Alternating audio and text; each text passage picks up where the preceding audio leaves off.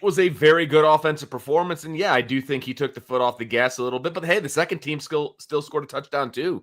So I mean, lots of touchdowns. Lots of touchdowns. I just realized the real issue here, Vince. I didn't hit the go live button on the YouTube, so we are now live on the YouTube stream. I was like looking at these comments in the chat, and I'm like, what are they talking about? And then I look up, and just yet another thing that I messed up today. It is Mulligan Monday for Sean. So Vince was talking about Dylan getting his first points, his first field goal, and extra points at Hillsdale. All those things happened. They didn't happen in YouTube land, but so they happened anyway. Listen to the podcast if you want the full recap. We're in the middle of talking Arkansas. If you're just joining in on the YouTube stream, I do apologize for the craziness, but yeah, I agree. Like it felt like they come out after doing everything that they wanted to do in the first half. They run all over Arkansas. They throw all over Arkansas. CJ Carr's got a career high, almost 300 passing yards in the first half alone. And he, not that this matters, but he hit the over, his over, like his FanDuel over in the first half alone, and the 4 touchdown passes to go with it as well. There was not much that went wrong. Defensively, it's looking like, okay, well, what's this going to look like? Arkansas drives. Their first drive stalls at the 21-yard line. They settle for a field goal. Ultimately, they do end up with a touchdown in the first half, another field goal in the first half, thanks to a couple of explosive plays. But that's it, 13 points, all in the first half. Like, how confident are you that we've seen this defense turn a corner now after watching them against the Razorbacks? It's hard to say. I anticipated more of an offensive output from Arkansas than obviously we saw against Notre Dame's defense.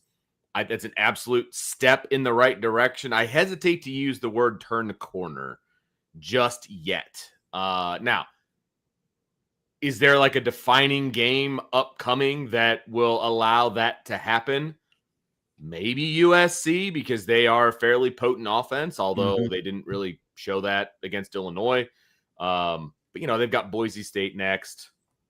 Okay. I don't know if there's that turning point type team on the schedule. So I think that they're moving in the right direction. I will say that. I'm not 100% convinced yet. There's still some things that they did not do well. There's still some quirks. I shouldn't say quirks. There's still some issues with the play calling, for sure, that need to get fixed. If they looked like, now granted, this is not as good a team as the two teams that they faced at the start of the season. But if they looked even close to this against either of those teams, we're having a completely different conversation right now. So how much of, and we'll get into this a little bit when we hear some of Marcus Freeman's comments, how much is, okay, it is game 4 now, and you've had a chance, to kind of feel things out, and you've had some young guys who hadn't played yet, who maybe have figured some things out.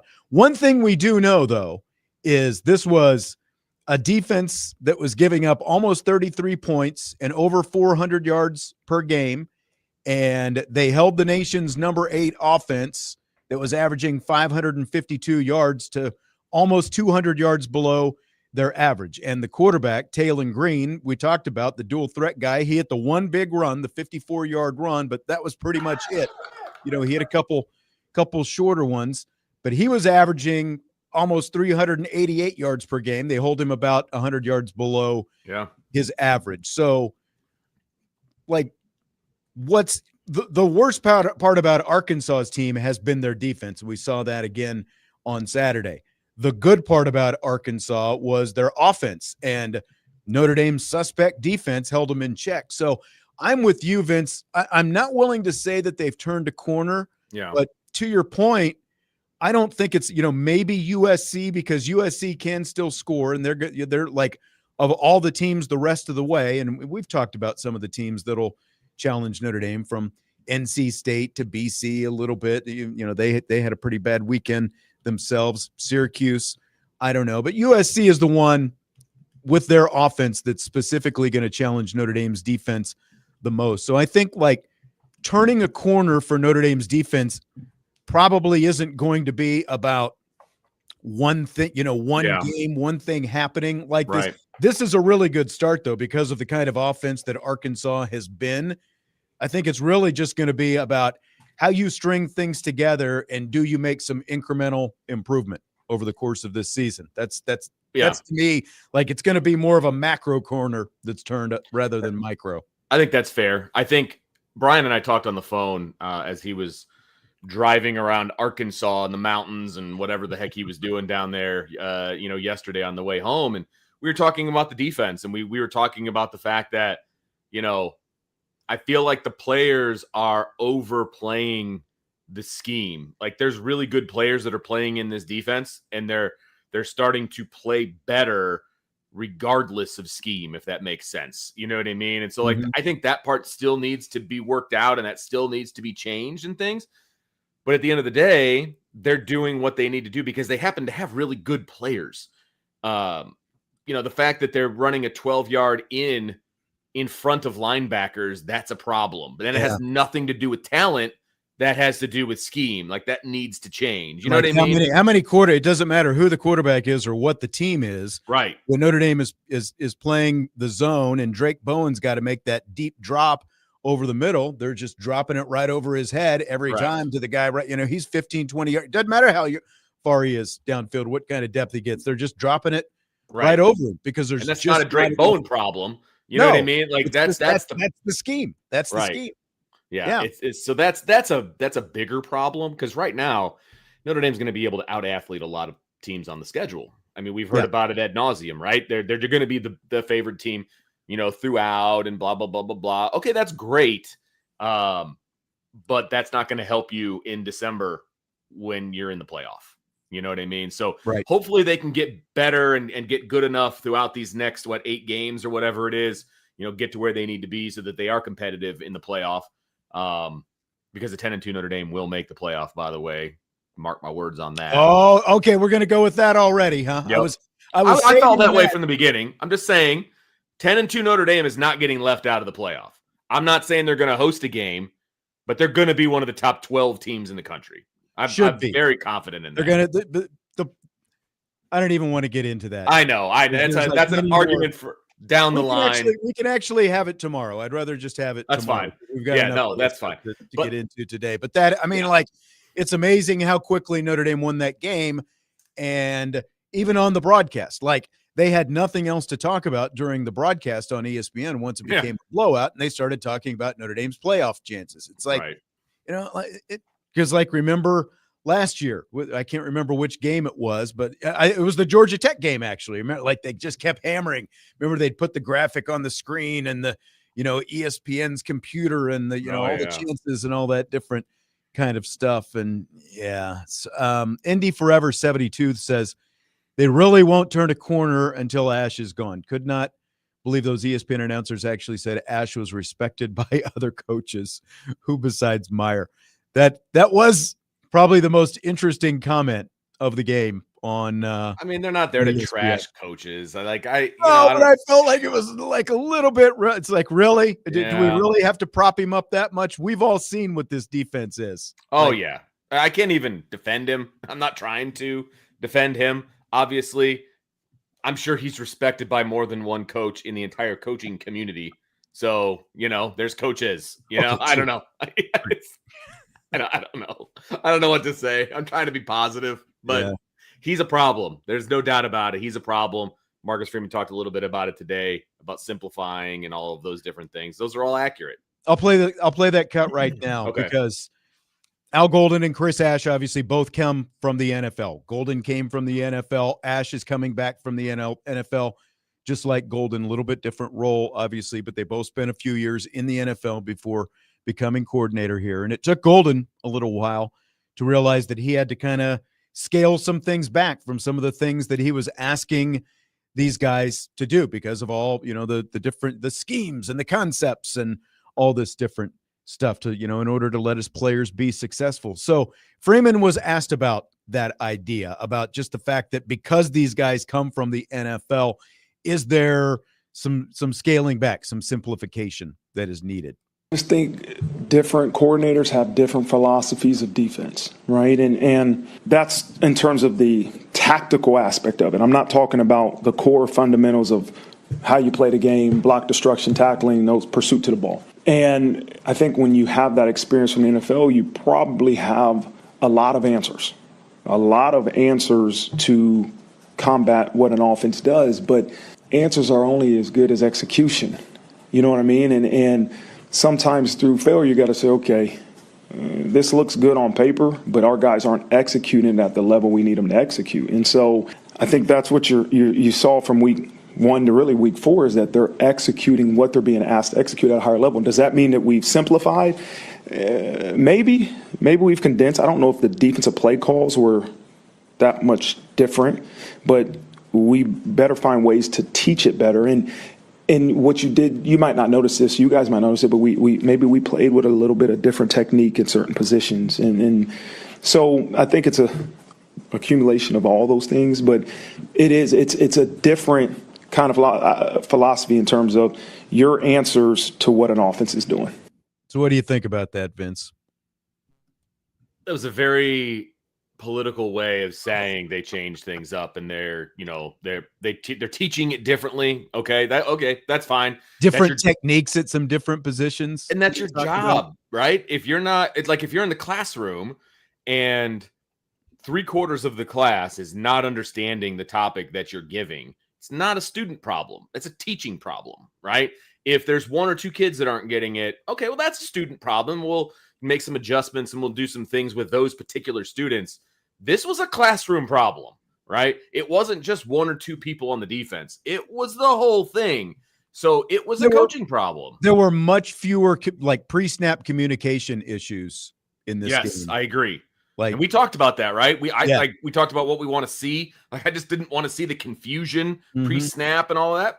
They did a good job of that. That is what we saw. We saw better communication, both on the field and from the sideline to the field, all of those things. So it's really sad that that's where we're setting the bar right now, but that's where the bar was. Yeah. Like, I feel like the percentage, I don't know exactly what the percentage man versus zone is. It was still probably fairly balanced, but it definitely felt like we saw more man concepts in there than what we've seen. And we also saw, like Marcus Freeman talked in the pregame on College Game Day. He did that interview with them, and he talked about dominating the line of scrimmage. And I don't know that they were just flat out dominant, but they were pretty good, especially defensively. Were there lapses? Yeah, there were still some lapses. The thing that troubles me, I think probably the most, we talked about Drake Bowen in pass coverage, but like when those linebackers, in starting with Bowen, I think, like, what are they doing on run plays? Because Marcus Freeman has always talked about we can't play football, we've got to play football. And it just feels like there's still too much football going on with these linebackers, because, like, I'll see Bowen and he'll just sort of bounce around kind of behind the scrum, and he's not really doing anything in there. I don't know what's going on with that right now. I think that's a linebacker problem, not a Drake Bowen problem. Yeah, no, like, he's the one I was just looking at specifically. And you're not wrong. He's out there so much. And you're not wrong. And then he kind of gets swallowed up in the wash. Yeah. When you're a linebacker, and Jesse would be a great person to talk about this more specifically, but when you're a linebacker and you're not coming downhill with a point, like with a reason, then you're kind of useless. And that's what it feels like. It all feels like read and react to me. Yeah. Like there's a problem. There's this invisible barrier that's in front of them, and they're trying to figure out where exactly am I supposed to go. A lot of times they're not nearly as destructive as they need to be. Yeah. Agreed. No, I do agree with that 100%. It worked out better this week because the defensive line was a little bit more disruptive, not as disruptive as I'd like them to be, but they were a little bit better. And then the secondary was better with a healthy Devontae Smith and with a starting Tay Johnson. You know what I mean? So, like, they've made some moves, some guys have gotten healthy, and that definitely helps the situation. So they weren't able to make some of the plays that they wanted to make offensively against this defense. The guys matter. You know what I mean? Like having Devontae out there, having Tay out there as the starter, like those things do matter. And then the defensive line was getting a little bit more pressure. Again, bar was set very low. Yeah, but I really like what Gabe Rubio has been doing. Yeah, he's the standout to me from the last couple of games and against Arkansas specifically. Real quick comment from Marcus Freeman about Notre Dame's secondary playing faster Saturday. We went into the game knowing we cannot give up the explosive plays that we gave up, the explosive pass plays that we gave up the week before. That can't happen. We got to keep the ball in front of us. And so that was definitely a mindset going into the game, and that could be technique driven. But the other part of it is being situational masters and understanding when you can be aggressive because of the down and distance, right? And that's important. So, again, they played faster. We played man, we played zone. I think what you saw in some zone coverage, we were intentional about working more pattern match type periods in practice. So making sure our guys understand, okay, here's cover 4, here's cover 3, here's cover 2. Okay, what is this offense going to try to do to attack these different coverages? And let's make sure you have clarity on how they're going to try to attack us, right? And then you can be aggressive in jumping routes and things like that. But they played really well. I think it still is worth mentioning that Leonard Moore obviously was not out there, and they still played pretty well. They also got Devontae Smith back, and I think that helped quite a bit. Having him out there helped quite a bit in that slot. And then people have mentioned Tay Johnson kind of directing traffic. He and Schuler work really well together in tandem. And in terms of like guys that they have played next to Schuler, Tay Johnson just really seems to feel like he knows what's going on the most. And also his athleticism obviously lets him do a lot of things as well. Yeah, the personnel changes were very beneficial, I think, as well. And I think that was a big part of it. But I think listening to him talk about that is a little bit frustrating because I feel like, well, we want to know what they want to do against certain coverages and blah, blah. Shouldn't you have been doing that all along? Or like that? I don't know. That part bothered me a little bit, not going to lie. But he's right. You know, when you know when you think you know what's coming and you're confident in that, you're allowed to play faster. So is he just saying having game tape on these guys and kind of, maybe having that compared to the first, especially 2 games, like it doesn't hurt. Yeah. You know what I mean? Like, I think that's probably part of it. He sounds more confident in what they're doing out there, which allows them to be more confident.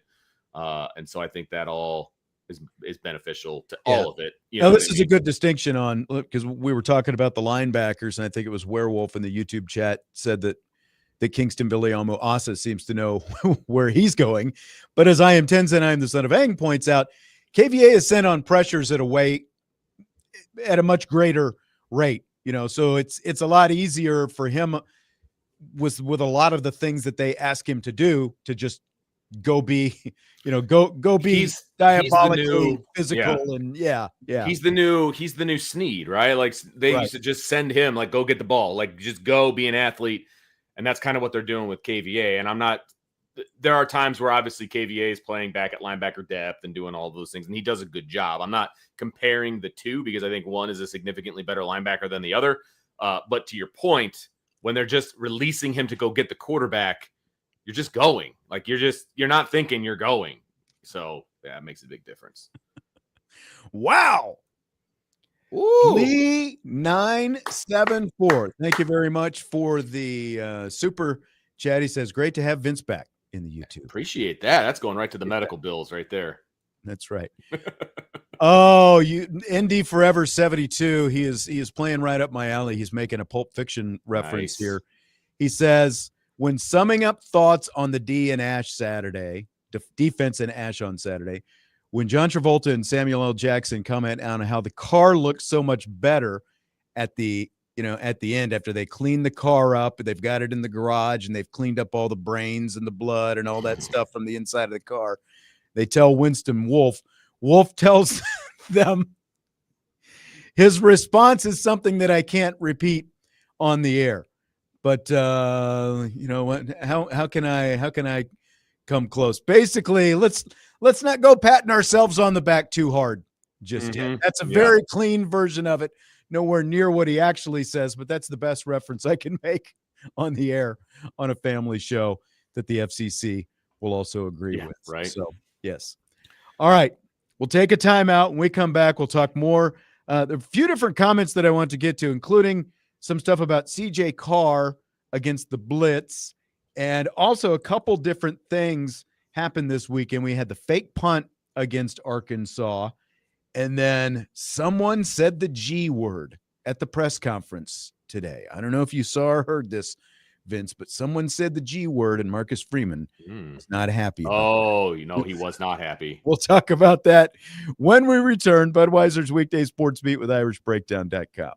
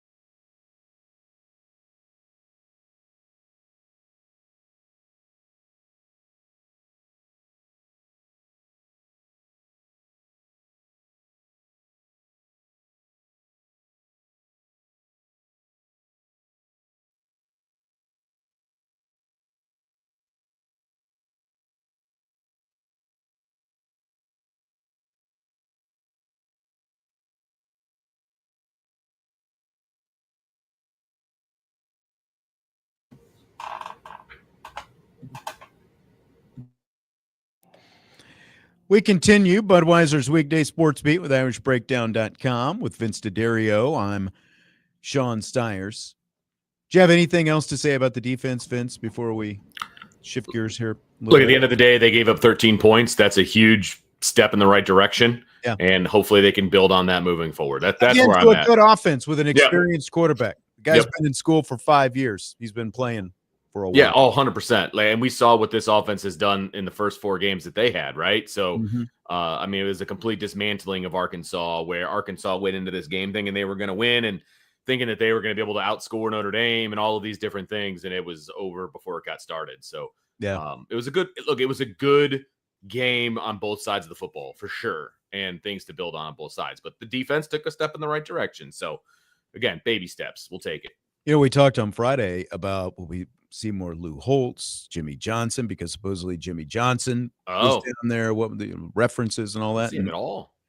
I think they showed like one cut to Lou Holtz sitting in his whatever box they had him in. That was all I remember. I was watching it on my phone, you know, in the car because we were on the move, and I didn't see any of it. So now, granted, I wasn't like, you know, so it was a car situation, but yeah, they did not harp on it. It wasn't like, you know, some of these big time national broadcasts where they just keep going to the girlfriend or again with all the playoff chances and everything else for Notre Dame. You know, in the second half, that became their storyline. You would have felt like maybe they would have said, "Here's Lou Holtz, who coached at both of these schools." You know, like something like that. I did. Here's Jimmy Johnson. If Jimmy was there, I don't know. I don't remember him ever showing him. I never saw him either. Very prominent alum of that school. Yeah. I saw a post where he was decked, you know, he meaning Lou Holtz was decked out in all Arkansas gear and the whole thing. And it was obviously some sort of a Q&A or like a media thing. And they asked him pretty much along the lines of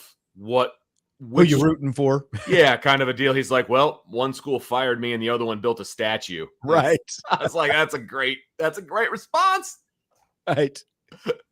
As he says it, you know, in front of the Arkansas logos and the Tyson Chicken logos. And decked out in Arkansas gear. Right, wearing his Arkansas shirt. Apparently he did have a Notre Dame pin on, you know, with his Arkansas. Oh, well, he had he probably had to wear the Arkansas shirt to get, you know, like the free pass into the game. But he had like a hat, Arkansas hat and a shirt and the whole, you know, I just thought that was pretty funny. That was good. Good answer. John's asking why Lou Holtz would wear Arkansas gear. He used to coach at Arkansas. Yeah, he coached at Arkansas and then Minnesota and then obviously Notre Dame afterwards. That's the Lou Holtz Arkansas. You got to know your Lou Holtz history. Come on, John. Right. That's right.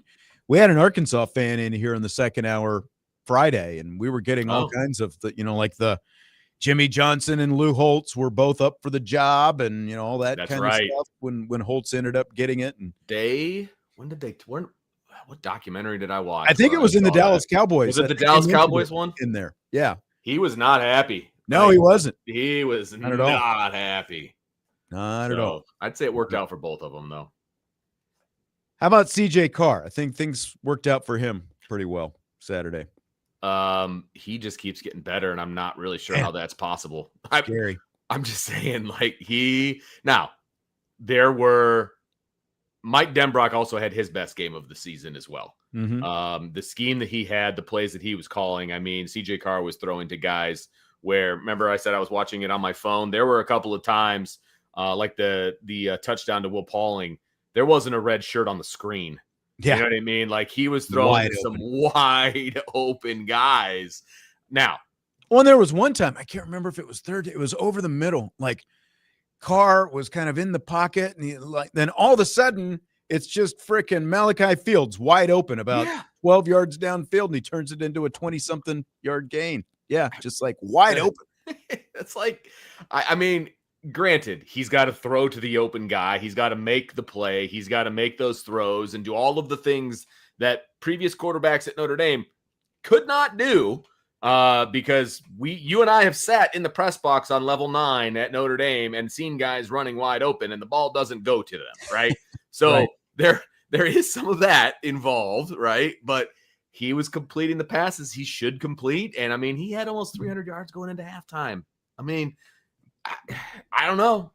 There was a couple of questionable, like he still needs to not throw the ball as he's getting sacked. Just take the sack, you know, some small things like that. He tried to push it in double coverage a couple times. But man, it's just it's like poetry in motion, man. It's fun to watch.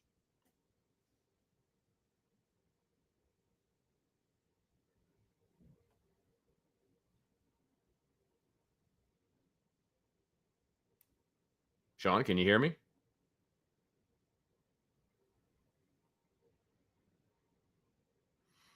Oh, somebody might be frozen. I'm not sure if it's me or I'm not sure if it's Sean. Anybody in the chat wants to let me know who you can hear and who you can't. I thought maybe he was just focused on the chat there for a second. Look very concentrated. So Sean is frozen in the chat. Oh, and he's gone, and I'm the only one left. So he'll be coming back, and it's probably means I'm not on the air for the radio side, but on the air with you guys here in the chat. I mean, look, if you want to talk about CJ Carr, we could talk about CJ Carr for the next hour and 20 minutes of the radio broadcast, because CJ Carr is just getting better and better and better. He is poised. He is looking guys off. It is something else what he's able to do, and he doesn't look rattled in the pocket. And he actually did have time to make all of these plays and make all of these adjustments, and going one way and the other. And I mean, it was as Chem36 says in the chat, dude's a stud. He's 100% a stud, and it's a fun thing to watching CJ Carr just dice up defenses, and he's going to keep getting better. This offense is going to keep getting better. It's a lot of fun to watching the maturity level of this offense as a whole, and how they are adapting to CJ Carr and the catchable ball that he throws and all of those different things. So, hey, Sean. Hey, welcome back. Well, we got the YouTube back. I was digging out my laptop. I was going to see if I could get on my laptop and get in. Apparently something happened with our internet momentarily here at the radio station. I thought you were just very focused on the chat. You were like reading something. I was like, I think he's gone. It's been a day, Vince. Yes, it's it has. been a day. Yes, it has. Well, I haven't even told you the crazy thing that happened to me. Oh my gosh. So I didn't get a chance to do that before the show started because enough other things were going wrong. So, here we are. We're back on the air. Vince is still. Thanks for keeping things going on the YouTube while I dropped out there. I don't know how long it took you to figure out that I was gone. Not very long, because you didn't move. You were frozen solid, so yeah, figured it out pretty quickly. Yep. The screen turned black and the wheels started spinning here. Oh, so yeah. Well, let me play this. We were talking about CJ Carr. Okay. Carr played in his fourth career game against Arkansas Saturday, new career high passing yards and in touchdowns by halftime. So this question was asked of him today. He was 11 of 14 passing when he was blitzed by Arkansas in that game. And Freeman talked a little bit. Hang on a second. I had this.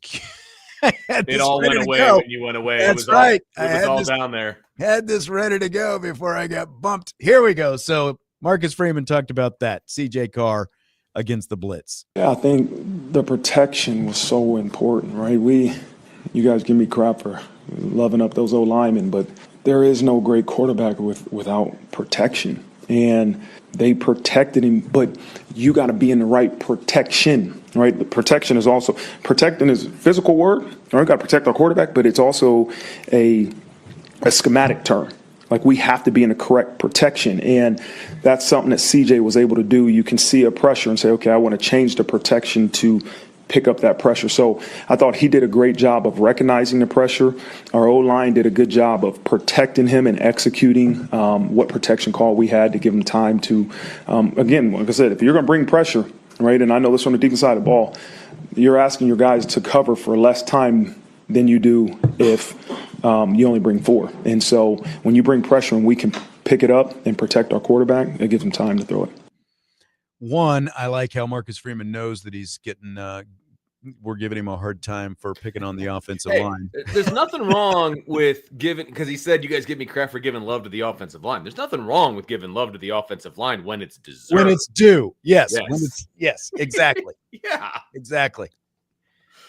Yeah, maybe we're all just rolling our eyes when he talks about it. I don't know. But I mean, that does it amaze you how unfazed CJ Carr is? For again, this is game number 4. Yeah. These are his numbers. So he was 11 of 14 against the blitz against Arkansas. For the season against the blitz, Carr has completed 65% of his passes. He's 32 of 49, 418 yards, 3 touchdowns, and 1 interception. That's according to PFF. When he's not blitzed, he's only 1% better, 66% compared to 65%, 39 of 59, few more yards, 673, 6 touchdowns, and 1 interception. Does it amaze you how good he is considering the inexperience that he's got, that he's able to do this when he's blitzed at this level? He's breaking all the rules, right? He's breaking all the rookie rules. Like there's certain things you're supposed to expect of a first-year starting quarterback, right? You're not supposed to do great against the blitz. I mean, what's every defensive coordinator want to do when they know that they've got an inexperienced quarterback? You want to put them under pressure, make them speed things up, make them, make some decisions that they don't want to make, all of those different things. It doesn't faze him. Like he steps into the pocket. He's got good footwork in the pocket. He holds on to the ball. Whereas sometimes you're like, man, just get rid of the ball. He's holding on to it too long. Well, he's doing that because he's allowing his guys to get open, and then he actually throws a catchable ball and moves the chains. Like I don't know, man. I am not, as a Notre Dame fan, as a Notre Dame analyst, I'm not used to this, Sean. I am not used to watching quarterback play like this. I'm more than happy to get used to it, but I'm just not used to it. And I mean, he's just playing at a kind of a different level as a passer. And then, if he doesn't want to pass or, Denbrock doesn't want to pass, handing it off to 4 and 24 does not hurt the situation. Not a bad alternative. Yeah. And again, it's just so scary what this offense can still be, because like, hey, we talked, even though Jeff Stevens thinks that all we talked about last week apparently was a certain wedding that's coming up this week. And I think that, I would probably beg to differ about that. He also wonders why we didn't talk enough about the Bears beating down the Cowboys on Monday. Well, we were coming off a Notre Dame win. So we talked about it. Yeah. Like off the air, we talked about it. Right. Like there were other things to talk about. And you and I and Jesse, we're all good friends, but I didn't feel the need to rub it in because it's not like the Bears are a good football team. So they're, every dog finds his tail every now and again. You know what I mean? So it's like, there was not going to be that. Yes. One, I'm more appreciative that Vince is getting closer to full health again. 2, I'm appreciative of both Jesse and Trevor and Bobby pitching in extra last week while Vince was gone to help out. So, maybe the conversations weren't always what you thought they were going to be. I felt like we still had a lot of Notre Dame talk on last week. 100%. The wedding come up a couple of times, of course. Hey, man, like it's this weekend. It's right. Your kid's getting married. That's okay to talk about, by the way. But yeah, I wasn't going to rub it in. Bad guys, Jeff. I'm the bad guy. Go ahead. I'll tell you what, though. I missed the very end of the game last night, and I maybe we'll talk about this a little bit later. But my goodness, I didn't realize it ended in a tie until I woke up this morning. Yeah. I saw them go to overtime, and I was like, I just can't do it anymore. I had to go to bed, and they woke up into a tie. Ugh. Did you stay up for the whole thing? Yes, Vince. Oh, man. Yes. Yeah. A tie in the NFL has got to be, that's one of the worst outcomes possible. I really wish you couldn't end up in a tie. I really do. I'm going to be honest with you. A tie in that game last night literally hurt me worse than getting their brains beaten out by the Bears. Yeah, I get it. Part of it was because they scored 40 points. It's like, that's against the good defensive team. Where was that against the team that was supposed to be the bad defensive team last week? Right. Talk about your team, of course. No, 100%. You were telling me how bad their defense was, and I'd seen it myself. Like, that hurt last night. Okay, you get the touchdown, you're ahead, but there's 43 seconds left. God. 43 seconds. Sound familiar? The defense just allows them to go right down the field. Jesse, they scored too freaking soon. We've been waiting for a touchdown, and they scored too soon. Mm-hmm. I know. I know. Now we don't have to talk about it in rapid fire. All right, we got plenty to talk about there. We're gonna take our final break, and then I want to come back. Might have to save the G word for rapid fire. I don't know. We'll either get the G word out or we'll do it in rapid fire. One of the two, depending on how much time we've got left. I love all y'all. Budweiser's Weekday Sports Beat with IrishBreakdown.com.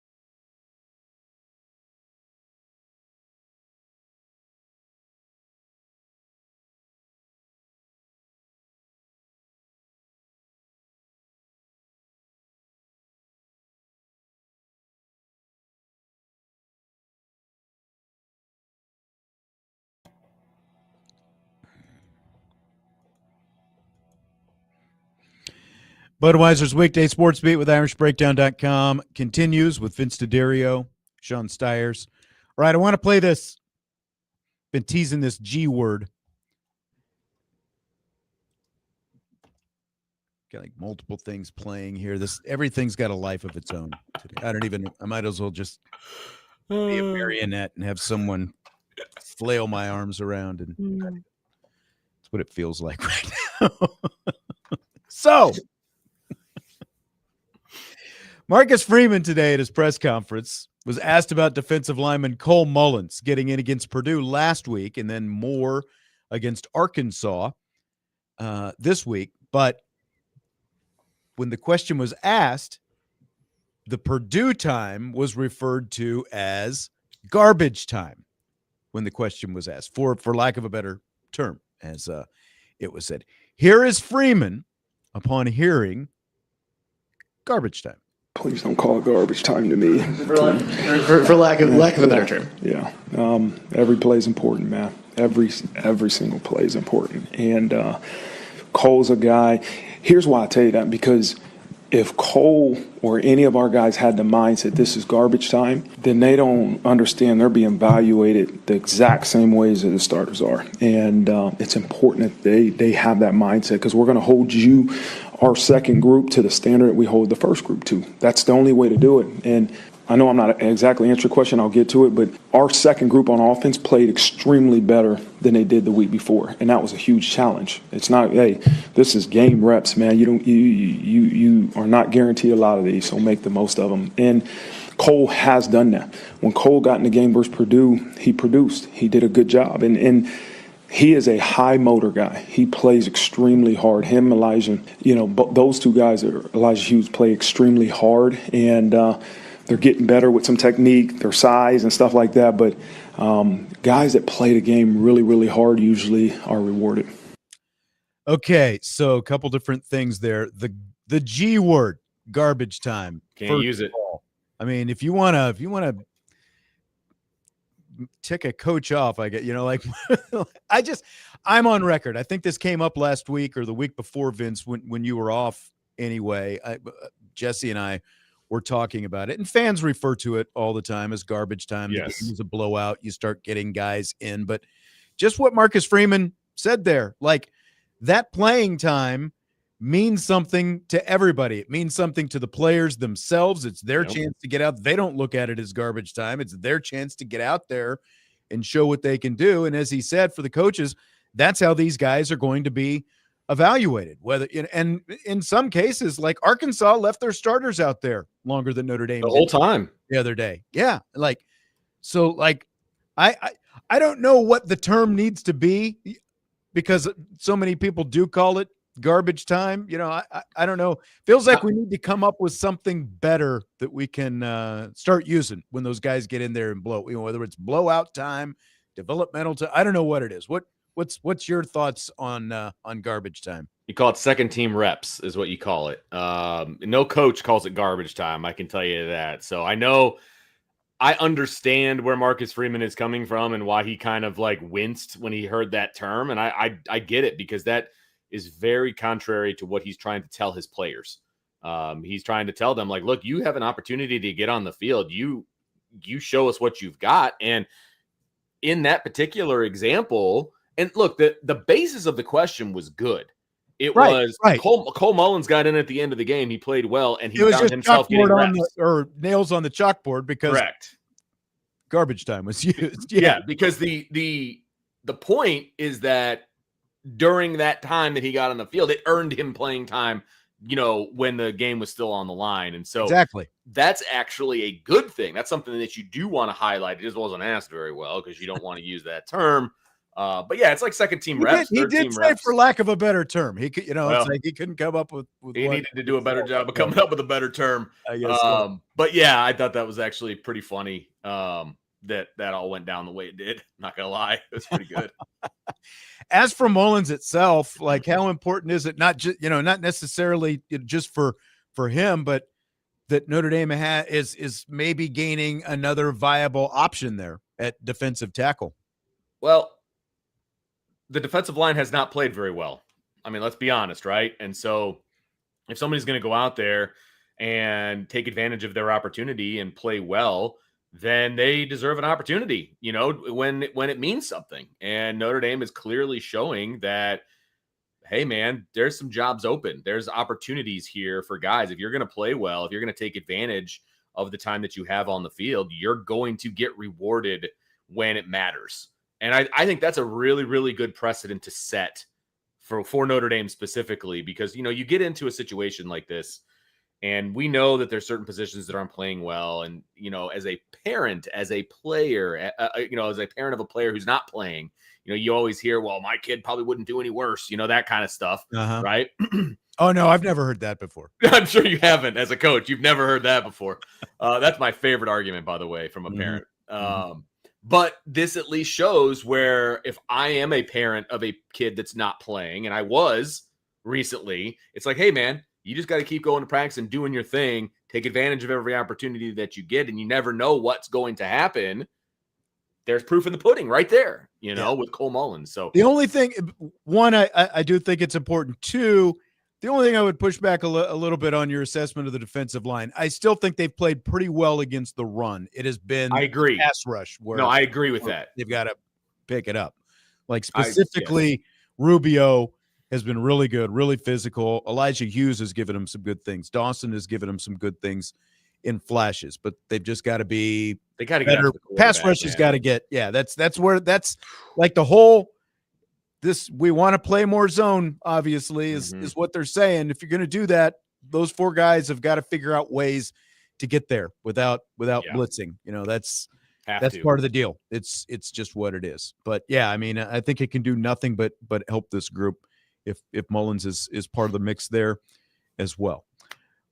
Let's take a timeout for the top of the hour. When we come back, rapid fire, hour number 2. It's on the way. Budweiser's Weekday Sports Beat with IrishBreakdown.com.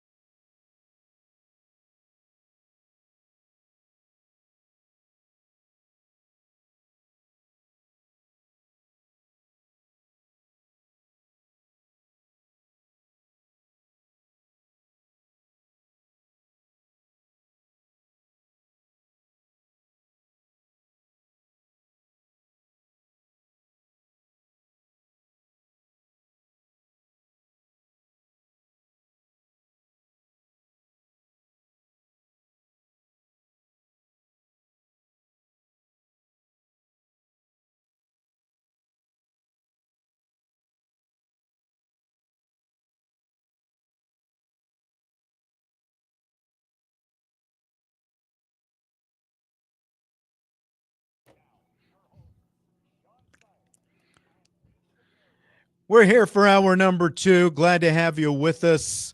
I'm Sean Stiers along with Vince D'Addario. The 6 o'clock hour, Vince, means one thing and one thing only. It's rapid fire time. Let's go, babe. It's my first rapid fire in quite some time. It is. So I feel like I'm ready. I feel like I'm excited. All right. So the Irish led 42-13 at halftime Saturday. They had the ball to start the second half. They were about to go 3 and out, but they used the fake punt that saw Jordan Faison throw to Malachi Fields for a 40-yard completion. Marcus Freeman talked about that decision today. In terms of the fake punt, I didn't want to relax. Like we had to come out of that locker room with an aggression no different than the first half. There's no lead that's comfortable. And so when we went 3 and out, I think on that first drive, I felt like it was the right time to send a message to our team. This was about our team that, hey, this is something we worked on. Let's go execute it. And that also is something on film for the next opponents, right? I'm not even thinking about this opponent, but I'm thinking about I want to make sure the next couple opponents see that. And it could really make them think deeply about how they want to attack our punt unit. So that's what went into that decision-making. We didn't get any points off of it, but it was a mindset that we have to be aggressive. There is no take your foot off the accelerator. This is what we're doing, and they executed it well. All right, so there's Marcus Freeman on that fake punt Saturday. He was asked the question in the context of, did it come up with Sam Pittman? Did Pittman say anything afterwards since the score? Again, it was 42-13 at the time. Freeman did say that Pittman didn't say anything about it. What did you think of the whole thing, Vince, the decision to go with that fake punt there early in the second half, up by so much? It was surprising. I'm not going to lie. I was a little bit taken aback with the fact that they went with the fake punt, but I understand the reasoning behind it too. You practice these things, eventually you got to use them. Yeah. And I like the fact that he's thinking beyond this game and like putting something on film so that other teams have to respect it and they have to maybe adjust a little bit of what they do in their punt coverage or their punt return coverage, right? I like that because that could open up some other things that they want to do with the punt team. It takes pressure off the punter when they're actually punting because you can't just pin your ears back and come after the punter if you have to worry about some of these fakes and, some of these different things that Notre Dame does. So I like the fact that he's thinking more macro than micro. Yeah. You know what? Sam Pittman's not going to complain about a fake punt in his house. You're an SEC team. This is the away team kicking your tail. Yeah. Like, you know what? You got to take your medicine sometimes too. Like, he's not going to say anything about that. And look, you're up by, what is that, 29, I guess 29 point, but still, like, teams have come back from big deficits before. This is the first drive of the second half, wasn't it? Alabama blew a 28-0 lead against Georgia last year. Notre Dame has blown a 30-point lead in its history before to Tennessee. Think crazier things have happened. So, like, you don't just stop playing your game, even though, again, it felt like offensively they took the foot off the gas a little bit more in the second half. And as Stymie says in the YouTube chat, beautiful play, horrendous follow-up series of don't play disagree calls. with that. It was a little bit of that. But, yeah, I mean, and this is – we talked coming into the season about, like, fake punts and fake kicks and all these different things.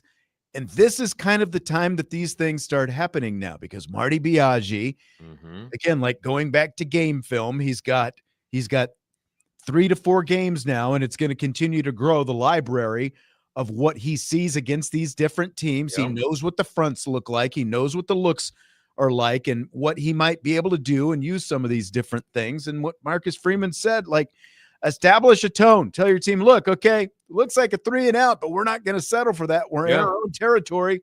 We're going to use this. And they obviously hit it big.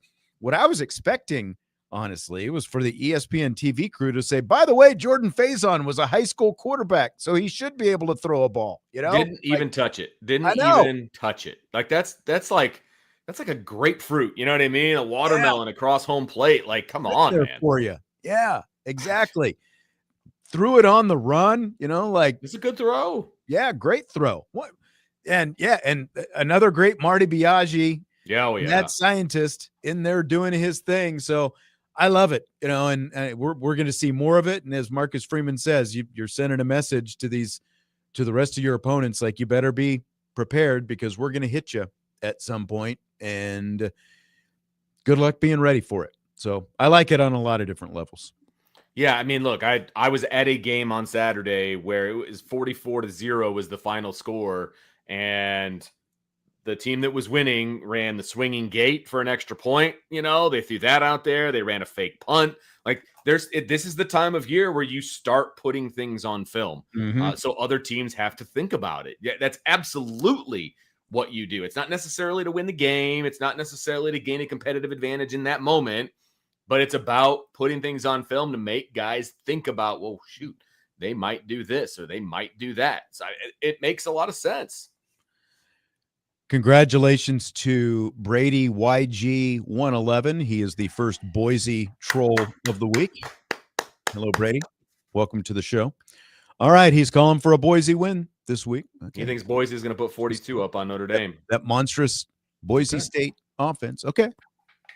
We'll see. Game Saturday. Yeah, man. Just, talking on Monday doesn't do anything for anybody. Come back next Monday. Correct. Win or lose, come back next Monday if you got the cojones to come with it. Like, if you got the stones to talk right now, win or lose, be here next Monday. We'll welcome you to the show. Win or lose. Just like Penn State fan was supposed to come back today, and I haven't seen him in the chat. Invited him back. He didn't. He came in bragging about 4-0 or 3-0 and all that different stuff going into last week. I said, come back Monday, and we'll talk. Win or lose. Right. I don't see Penn State guy here, so. No.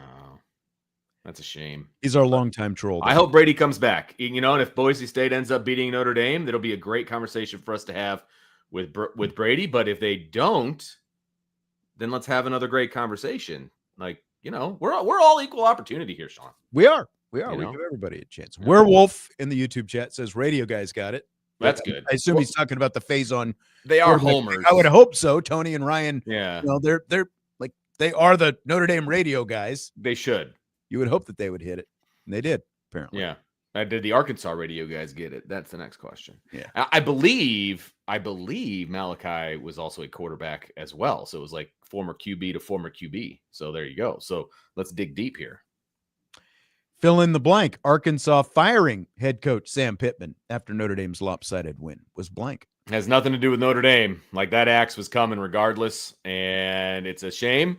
But they also wrote him a $10 million check to walk out the door. So I don't really feel that bad for him. I will say. Did you hear about his buyout? Like, if he was above the way his buyout was written, if he was above 500, he got like the almost 10 million. If it was below 500, it was maybe half of that or something. Oh, like really? That. So they waited until I think it was 2 games over 500 since like X point. Yeah, he got a little bit more cash. Well, you know what? Good for him. Like, all these coaches, they're making buku dollars, man. And they know, like, for the most part, like 90% of these coaches that take these jobs, you're going to get fired. Like, that's a given. I'll just say this though, Vince. Here's where I question Sam Pittman right off the bat. You won the coin toss. You didn't defer. You took the ball. You drive to the 21. It's 4th and 3, and you kick a field goal. Yeah. Like, that's your mindset. You kick a field goal. You think that field goals are going to, like, what Notre Dame's offense has done. Like, you're settling for 3 points right away. Like, send a message to your team. Like, you're in this thing to win. Field goals are not the right mentality. And I think that obviously the fan base had checked out on him. They literally checked out on Arkansas at halftime. So I have never seen a stadium that empty. Like, they had those seats behind one of the end zones. It was like connected to probably the indoor facility or whatever. And there was like 10 people in those stands at the beginning of the third quarter. I mean, they just completely bailed. And it was a sellout, Sean. It was a sellout, and it was maybe half full after halftime. You know what? I give Arkansas fans a lot of credit, because a lot of people talk about, making statements with their money or making statements with their presence, and those kinds of things. And it never really happens. Arkansas did it. Like, they're like, we're out. I give him a lot of credit for that. Yeah. Fourth head coach to be canned now in the first month of the season. That's a lot. I know. That's a lot in a month. He'd obviously been on the hot seat for a while. He saved True. himself last year, came into this year on the hot seat. And again, I don't feel like at this point, what, 5 years in, 5+ years in, I just don't think that mentality of, okay, let's kick a field goal at the end of this first drive. I feel like he had to be playing, like he had to be coaching that game like there was no tomorrow, which exactly not being one. Yeah. You had to coach that way, and that was not the case. Nope. So exactly. He knew. Yep. So Marcus Freeman was asked after the Arkansas win about how CJ Carr handles success. Here is what Freeman said. I think there's very few people that you come in contact with that are blessed with that just leadership, competitive trait. I'm talking like not normal, very few people have that competitive trait, like that's so competitive that like they just want to find. Listen, here's what the thing is with CJ. It's more important for us to win than it is for him to play well, right? Like that's his mindset. He's so competitive. I want to do whatever it takes to make sure this offense performs well and we win. That's more important than how many yards I throw for and, how many receptions and all those different things. It's like I want to do whatever it takes to win. And he's one of those rare individuals, man, that is just ultra competitive. And I think that's the driving force to his preparation and the way he practices. Vince, that says what to you? That says that Marcus Freeman is a fanboy of CJ Carr. No, I'm kidding.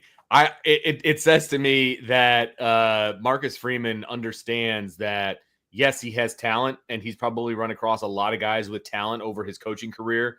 But what separates him from a lot of other guys is his preparation. And you can tell that, and we've told this story before. I think it was spring ball when we were in the indoor facility and they're running, team and all of this different stuff. And they've got the giant board, on the wall that shows the very play that you just ran. It shows it as a replay in like an all 22 format. And it's just constant, right?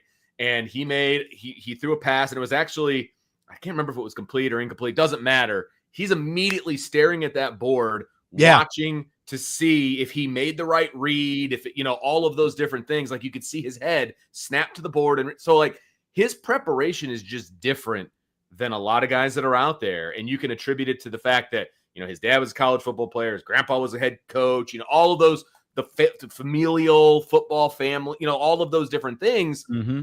But his preparation is unmatched, and that is going to be the difference. Yeah. I mean, you've seen talent wasted before by guys that do not prepare, right? Yeah. And he prepares, man. And when he comes in and he talks in a press conference after the fact, like CJ Carr, you're talking to like a football savant. Like he knows exactly what you're talking about, can walk you through the play, all these different things.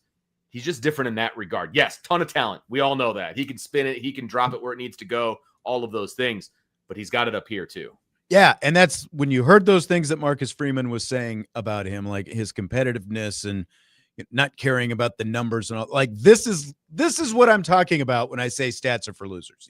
Now I obviously don't literally think that no stats matter. Stats give us a broad picture of how a team is doing. National stats rankings give us, like an idea of how a team stacks up against other teams in the rest of the country and all that kind of stuff. But like here are a couple of stats that actually matter for a quarterback. How many touchdown drives do you lead your team to? Do you have more points than the other team at the end of the game? How infrequently do you turn the ball over? Like the fewer turnovers you have, like that's a very important stat, I think. CJ Carr led 7 touchdown drives against Arkansas and didn't turn the ball over against the Razorbacks. Like his game obviously looks different than Riley Leonard's game.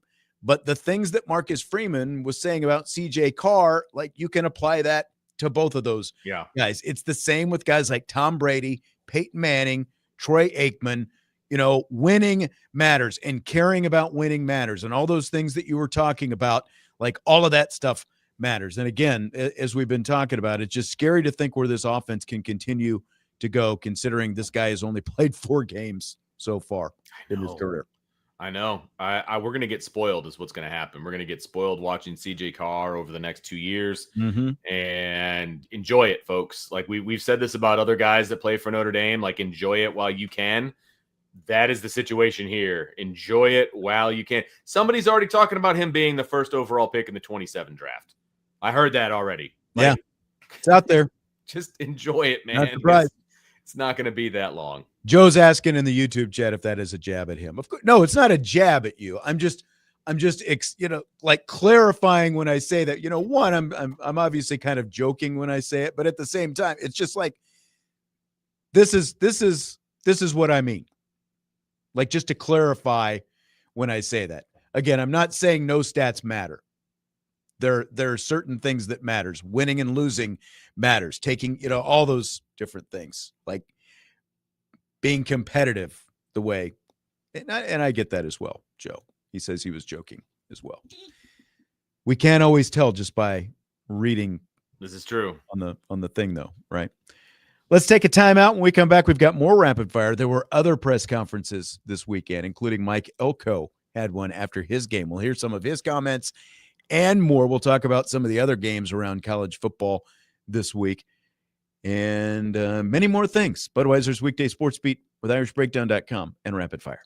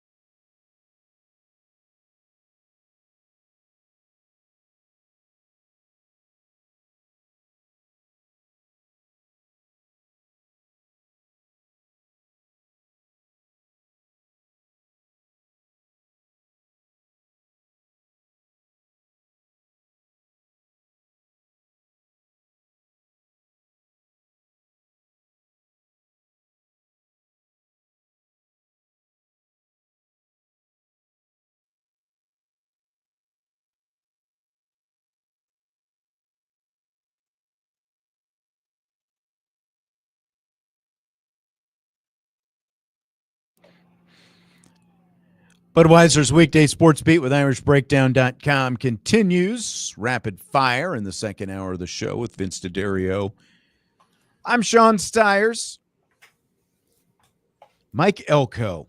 Oh, this was great. Oh, man. So Texas A&M beats Auburn 16-10 Saturday. They're 4-0 now, the Aggies are.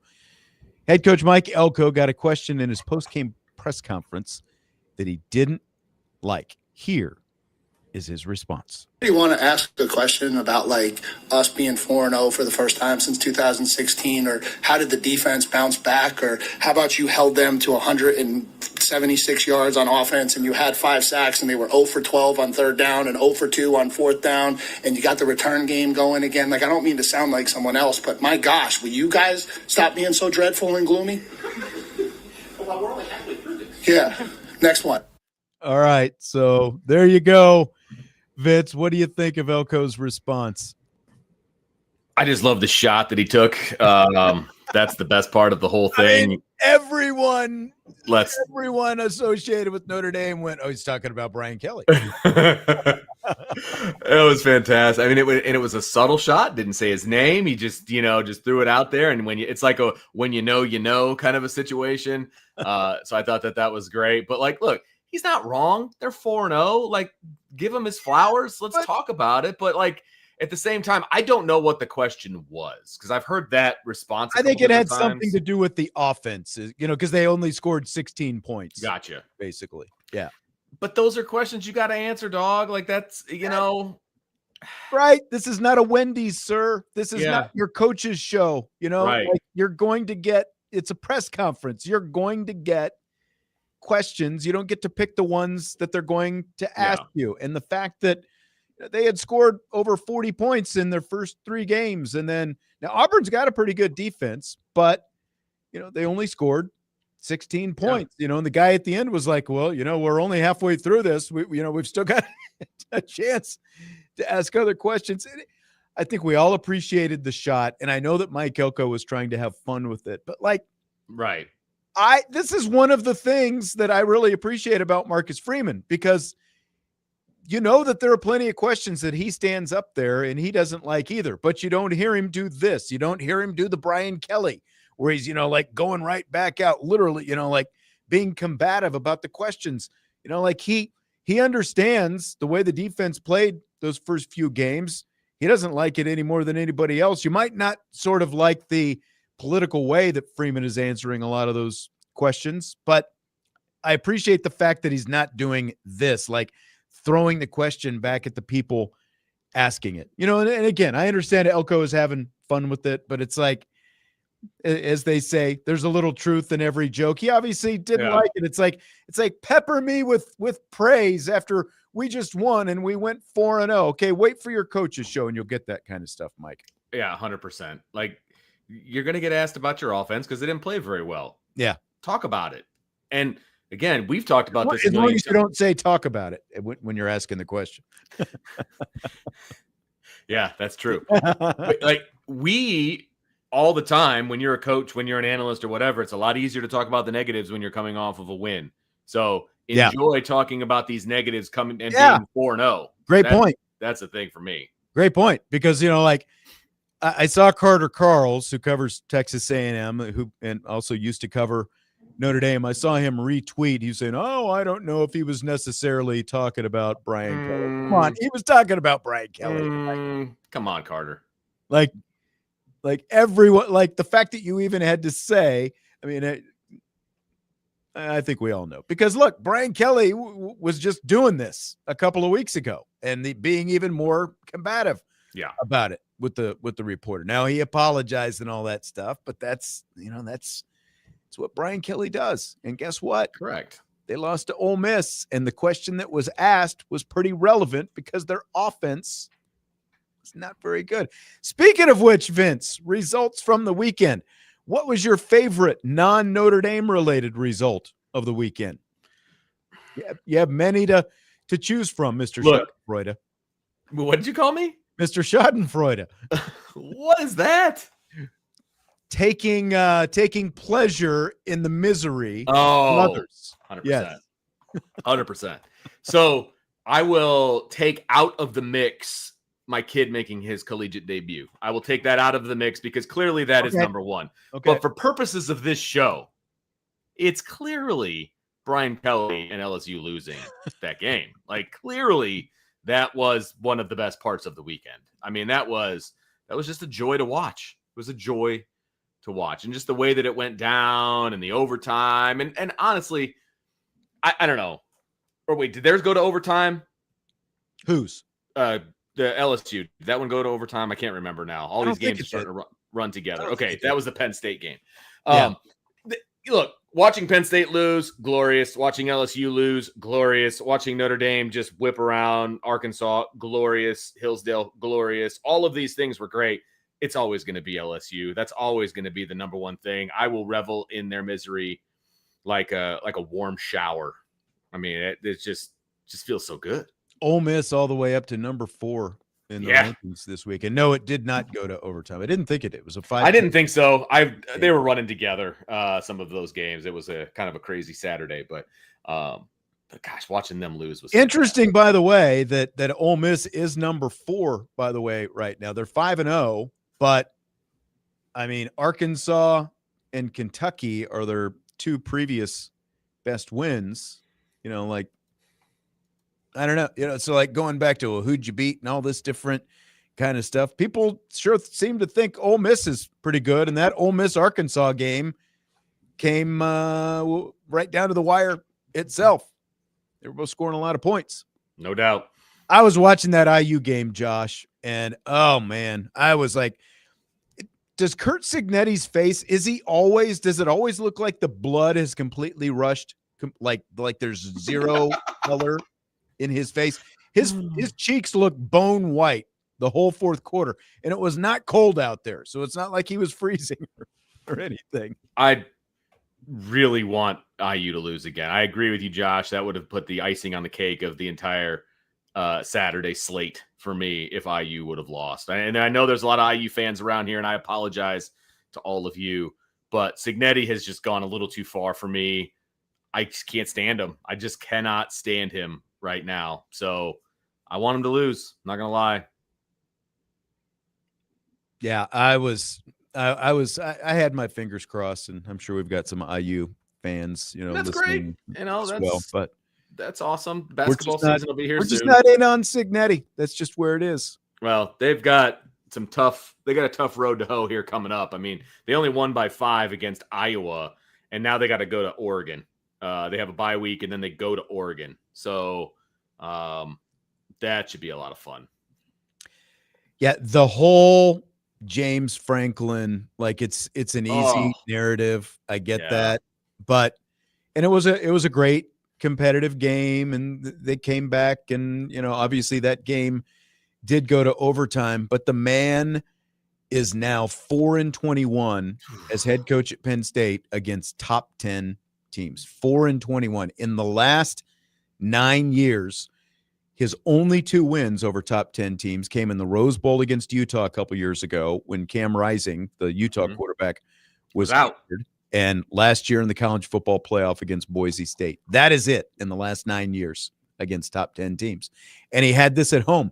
Oh, by the way, they wore all this white and they still lost. Exactly. All we heard about was the whiteout. No, the whiteout. I'm sick of hearing about whiteouts. They still lost. Every analyst, because I watched some of like the pregame stuff, because it was on NBC and all this other stuff, and all of these analysts who had picked against Penn State leading into it, and they're like, "Oh, now that we're here and we're in this environment, I don't know how Penn State lose." Like, there's such homers as far as like, "Oh my God, this is amazing here. How can you pick against Penn State?" Well, easily, because it was a big game, and they're not good in big games. You think white T-shirts are intimidating to the visiting team that are wearing white T-shirts on? We should run scared. And the visiting team is wearing white. The visiting team is wearing white. Yes. Like, that's the other piece of it to me. I will never understand the whiteout for Penn State, and they don't wear white.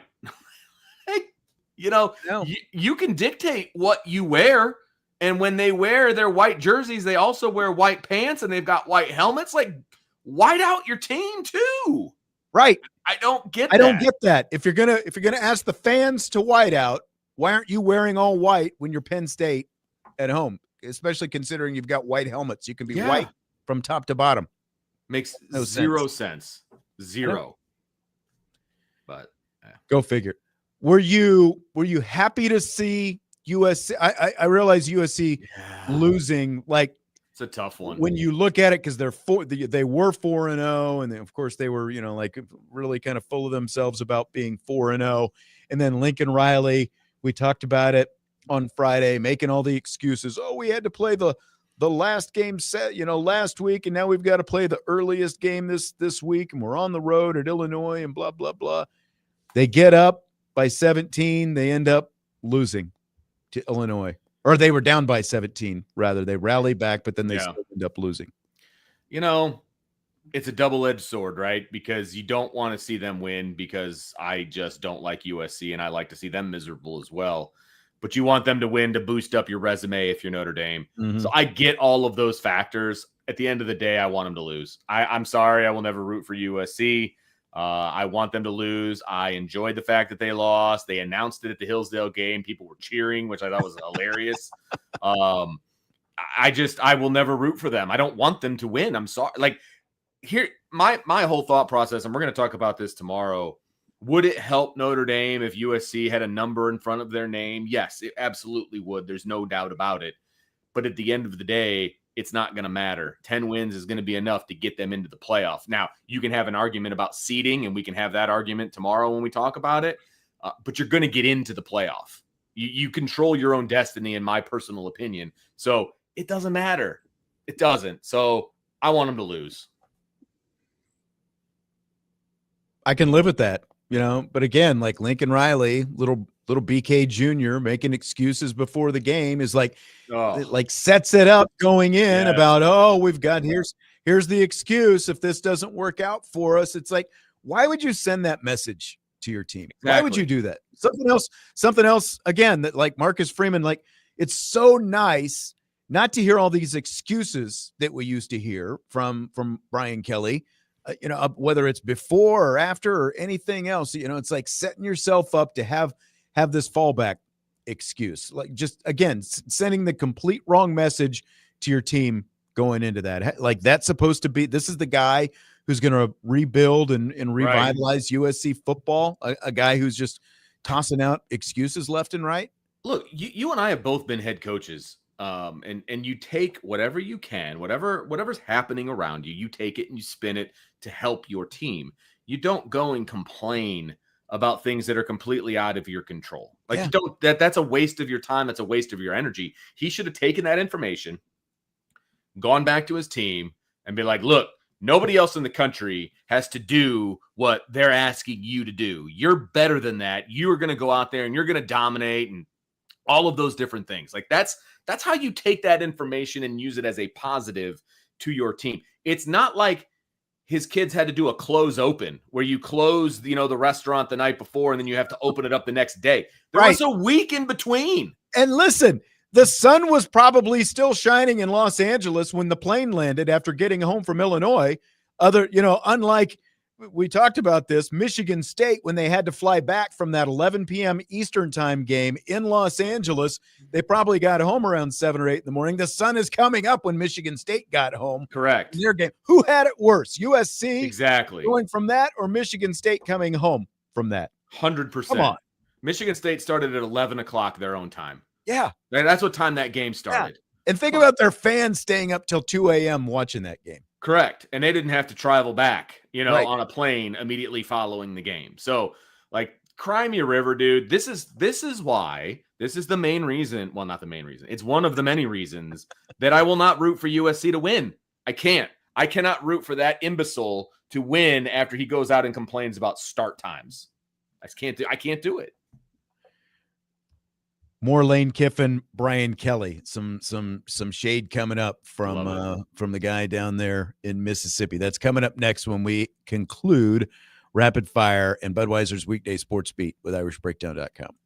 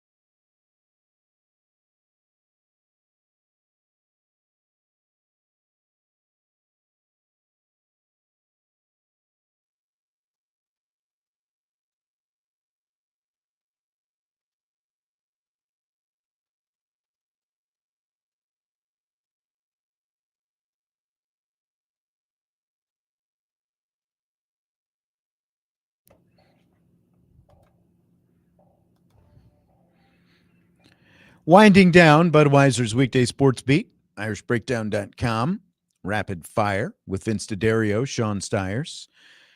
So, Vince, I want you to fill in the blank on this one.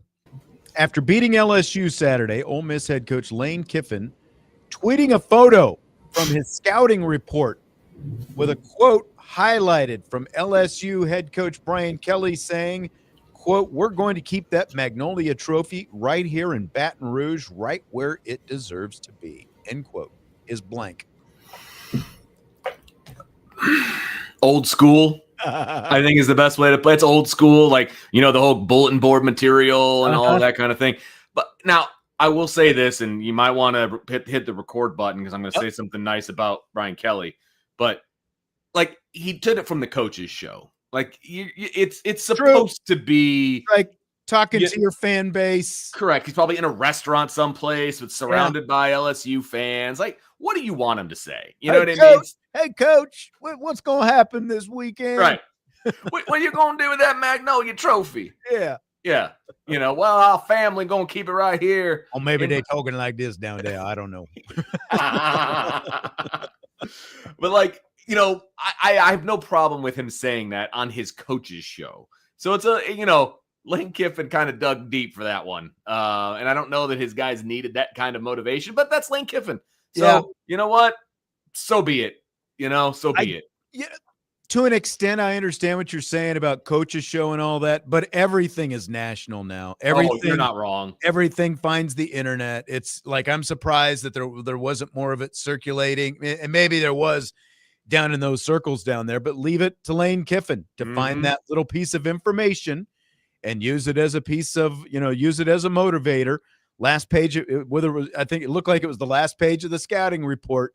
Again, he took a shot of it and posted it out there. You just like, you obviously want to say those things to your team and make sure that your team has the confidence that that's what you're going to go out there and do, but limit the number of things that you can actually let your opponent use for motivation, I think is probably the lesson.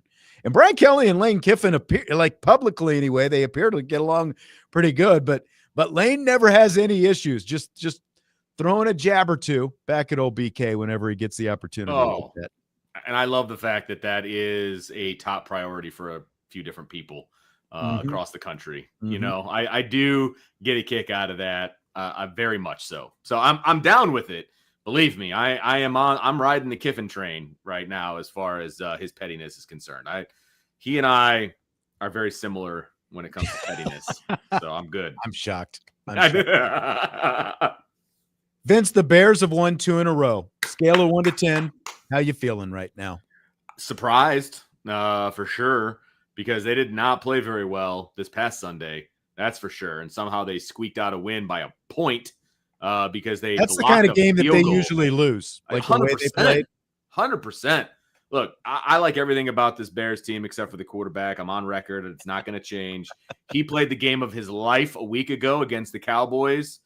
I mean, the game of his life. He came back down to earth a little bit, this past Sunday, played a little bit more like himself. And so they needed a few different things to happen their way. I mean, they were moving the ball between the 20s and they could not get it in the end zone.